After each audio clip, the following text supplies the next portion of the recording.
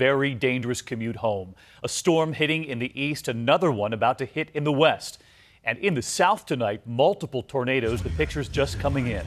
An EF1 tornado confirmed outside Miami, which means winds about 100 miles an hour. Drivers there on I-95 in the middle of it all. And you will see the rescues in a moment playing out elsewhere. Meanwhile, the chain reaction crashes further north. A mix of rain and sleet, a coating of ice in Pennsylvania. I-81 outside Scranton, trucks and cars colliding. We begin tonight with ABC's Gio Benitez live along the West Side Highway here in New York City tonight. Gio, good evening. David, good evening to you. This storm has been pounding the East Coast all day long, from tornadoes in the south to dangerous high winds right here in the Northeast. Tonight, a dangerous commute home in the Northeast. In Philadelphia, winds over 50 miles an hour, knocking over this tractor trailer on the Walt Whitman Bridge. The threat extending all the way south.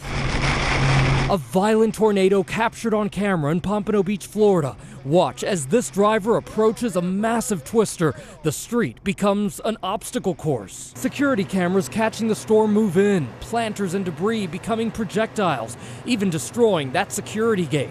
In all, 20 reported tornadoes across 5 states in 24 hours. Near Pensacola, a miraculous rescue. An elderly woman pulled from under the rubble after a tornado hit her home. The rescuers forming a human chain to get her out. Hallelujah! Just north of Scranton, Pennsylvania, a massive pileup. 8 tractor trailers slamming into each other on black ice and crushing small cars. Incredibly, only minor injuries.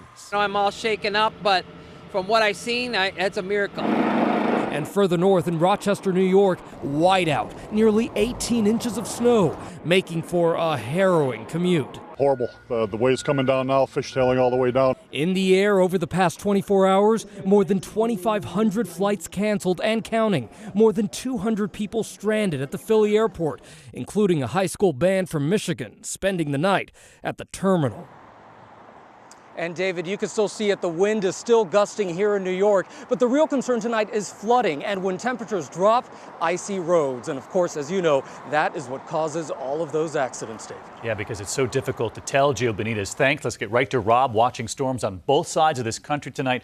First, Rob, the system right here in the east. It's been really dynamic, tremendous contrast in temperatures, really feeding this thing. And the low itself now is across upstate New York. It'll be exiting into Quebec. The snows will wind down behind it. The front will push the squall lines offshore, but very windy tonight, especially for eastern New England, so be aware of that. Here's that dramatic contrast in temperatures. Record cold Sunday morning, below zero into the 50s this morning, so a huge warm-up, but we're cooling back down again tonight, so as Gio says, it's going to be some slick spots in the morning. Just an incredible swing. In the meantime, in the west tonight, you're watching something else. Getting more active there now with after a break in El Nino. Look at this storm. This one's a big one. It's going to impact the entire west coast from Canada all the way down to Mexico. It arrives tomorrow afternoon with rain, wind, and some mountain snow. Not a ton of moisture for Southern California. We're still behind in the rainfall department for Los Angeles. All right, watching the west too, Rob. Thanks.